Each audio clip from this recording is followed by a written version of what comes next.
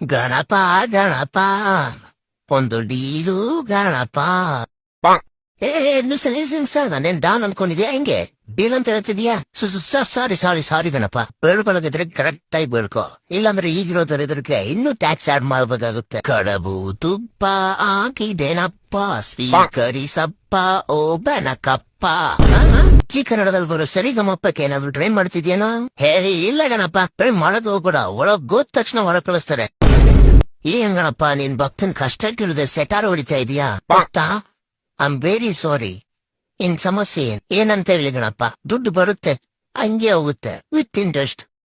ಸಾಲ ತಗೊಳ್ಳೋಣ ಅಂದ್ರೆ ಕ್ರೆಡಿಟ್ ಸ್ಕೋರ್ ಇಲ್ಲ.